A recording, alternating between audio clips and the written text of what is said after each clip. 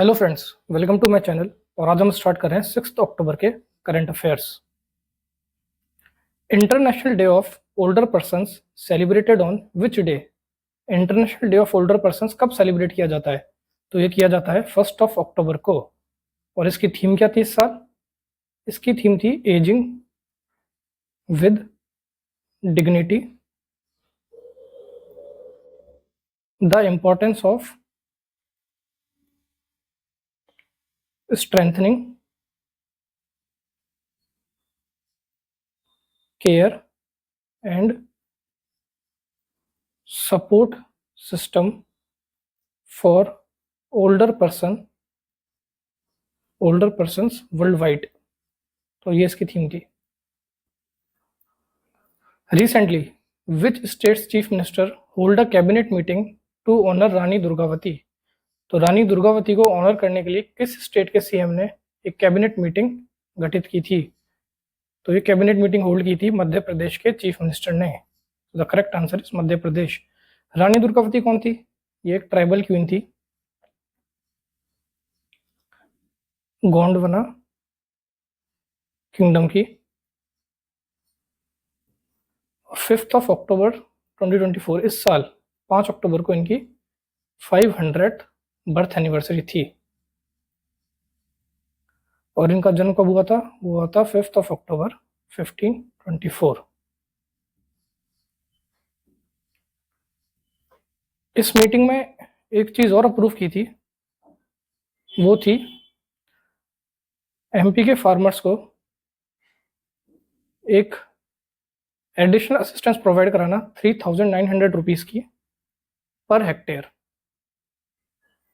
Under Rani Durgavati अन्न प्रोत्साहन योजना। बेसिकली ये स्कीम प्रमोट करने के लिए है मिलेट प्रोडक्शन को।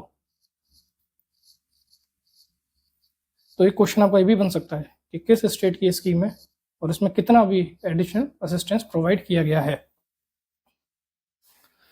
Which body proposed the inclusion of QR codes on anti cancer medicine? किस बॉडी ने गवर्नमेंट ऑफ इंडिया को एक प्रपोजल दिया है कि एंटी कैंसर मेडिसिन पे क्यूआर कोड लगाया जाए? तो वो बॉडी है ड्रग्स टेक्निकल एडवाइजरी बोर्ड। तो ड्रग टेक्निकल एडवाइजरी बोर्ड ने ये प्रपोजल रखा है गवर्नमेंट ऑफ इंडिया के सामने। तो होता क्या है कि एंटी कैंसर मेडिसिन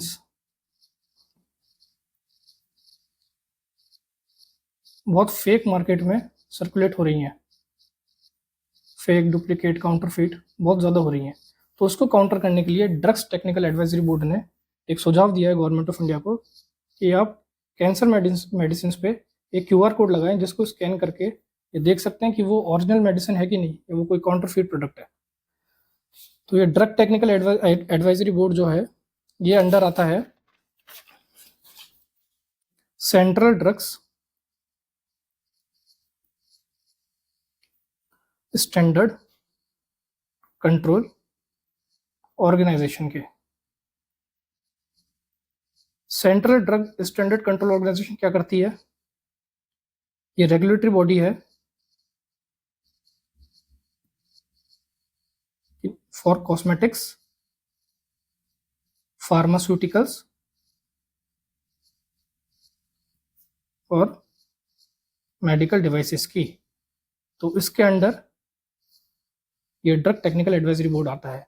और ये एक एडवाइजरी बोर्ड है जो एडवाइस देता है गवर्नमेंट ऑफ इंडिया को।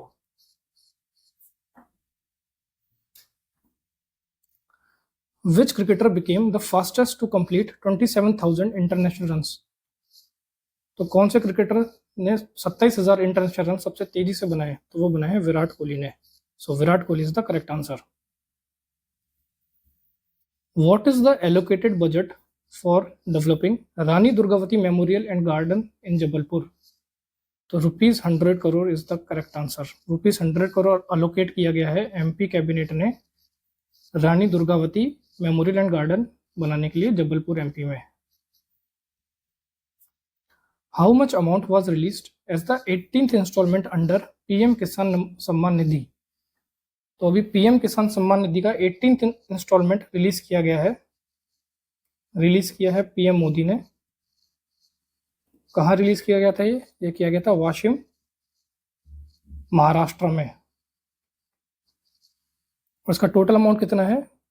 तो करेक्ट आंसर इज 20,000 करोड़। तो 18th इंस्टॉलमेंट में 20,000 करोड़ रिलीज किया गया है under PM Kisan Samman Nidhi. On which day insolvency and bankruptcy board celebrated its 8th annual day? कौन से दिन पर insolvency and bankruptcy board celebrate करता है उसका एनुअल डे? और ये सेलिब्रेट कहता है इस बार 8th annual day. Correct answer है इसका 1st of October।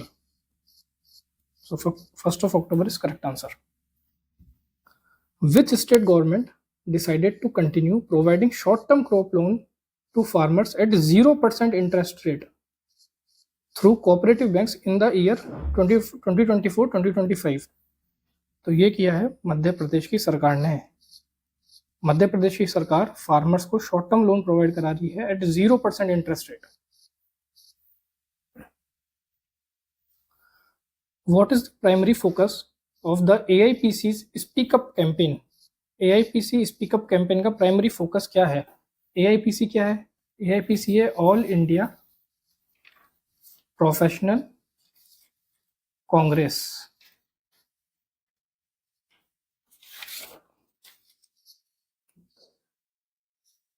ये शशि थरूर ने फाउंड की थी 2017 में। और इसका ऑब्जेक्टिव था जो कॉर्पोरेट एम्प्लॉयज हैं या वर्किंग प्रोफेशनल्स हैं वो अपने जो उनके सोशल पॉलिटिकल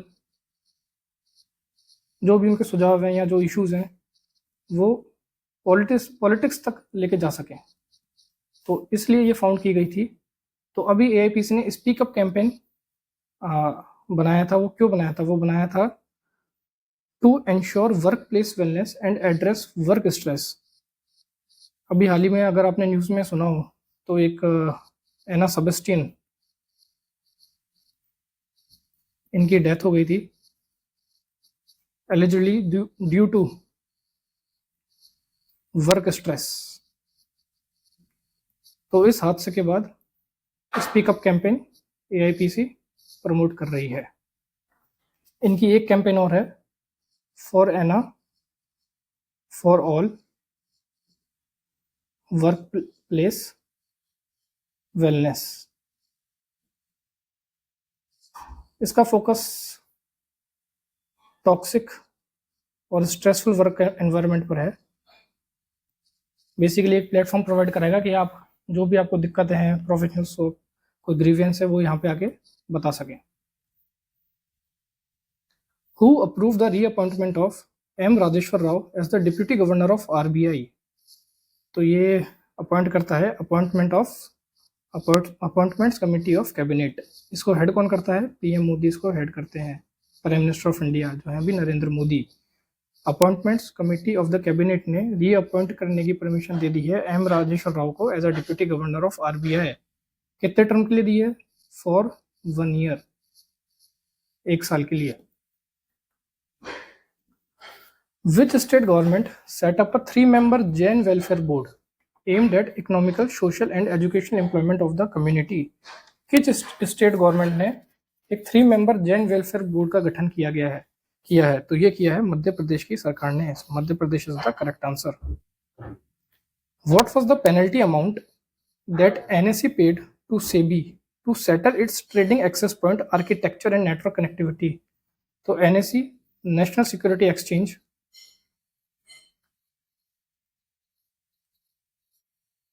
इसने कितना पेनल्टी पे की है सेबी को? Securities and exchange board of India. और पेनल्टी क्यों पे की गई है? क्योंकि इनके जो ट्रेडिंग हो रही थी उसमें मैनिपुलेशन बहुत ज़्यादा हो रहा था, तो उस केस पे इन्होंने पेनल्टी पे की है। और वो करेक्ट आंसर हो जाएगा इस क्वेश्चन का, वो है 643 crore. NSE paid 643 crore as a penalty amount to SEBI। NSE का भी MD CEO कौन है? तो NSE के अभी MD एंड CEO हैं आशीष कुमार चौहान। और एनएससी के चेयरपर्सन कौन है? चेयरपर्सन है गिरीश चंद्र चतुर्वेदी। सेबी के चेयरपर्सन कौन है अभी? वो है माधवी पुरी। और सेबी के हेडक्वार्टर्स कहाँ हैं? वो है मुंबई में। सेबी स्टेब्लिश हुआ था 12 अप्रैल 1988 को। Hirakud dam is located in which state? तो हीराकुंड डैम है उड़ीसा में। इसका करेक्ट आंसर इज उड़ीसा में। उड़ीसा में कहां पर? उड़ीसा में है संबलपुर में। कौन सी रिवर पे है? यह है महानदी रिवर पर। तो संबलपुर उड़ीसा में है हीराकुंड डैम। कौन सी रिवर पर? महानदी रिवर पर। CG power and industrial solution to acquire radio frequency component of Renesas electronic corporation. What is the cash consideration for acquisition? तो अभी सीजी पावर ने अनाउंस किया है एक्वायर करने का radio frequency component.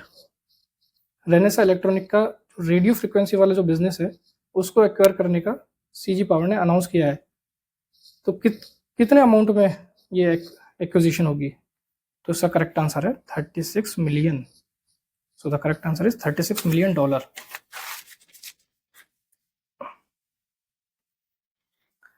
Which team one Irani cup? Irani cup क्या है? ये बेसिकली क्रिकेट टूर्नामेंट है जो ऑर्गेनाइज कराता है बीसीसीआई। तो इस साल ईरानी कप 2024 कौन विजेता है इस टूर्नामेंट का? तो वो है Mumbai. Mumbai is the correct answer.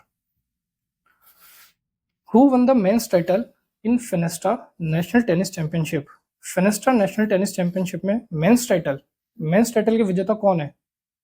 तो वो है रैथिन प्रणव। रैथिन प्रणव ने जीता है मेंस कैटेगरी में। और वुमेन्स कैटेगरी में किसने जीता है?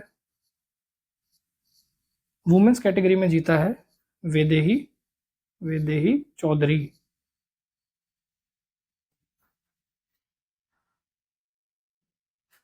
विच airline banned pagers and walkie talkie on planes?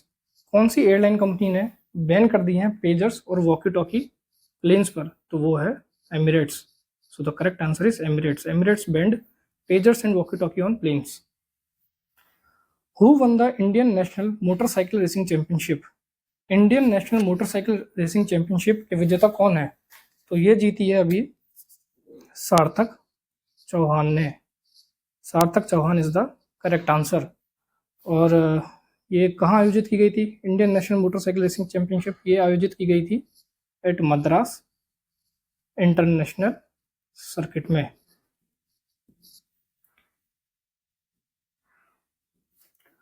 Suraj Sharma is associated with which sports? Suraj Sharma इनमें से कौन से स्पोर्ट के साथ एसोसिएटेड है? तो इसका करेक्ट आंसर है शूटिंग। और अभी ये न्यूज में क्यों है? क्योंकि इन्होंने वर्ल्ड जूनियर शूटिंग चैंपियनशिप में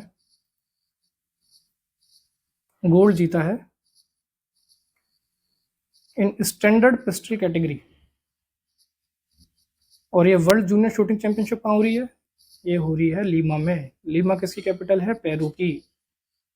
सो इसका करेक्ट आंसर है shooting. Who won the Challengers tennis tournament in doubles category? Challengers tennis tournament doubles category में किसने जीता है? तो इसका करेक्ट आंसर है अनिरुद्ध चंद्रशेखर एंड निक्की पुनाचा। अनिरुद्ध चंद्रशेखर एंड निक्की पुनाचा। और ये कहाँ ऑर्गेनाइज किया गया था चैलेंजर्स टेनिस टूर्नामेंट? ये हुआ था वेलिना स्पेन में। Right. So that's all for today. Thank you.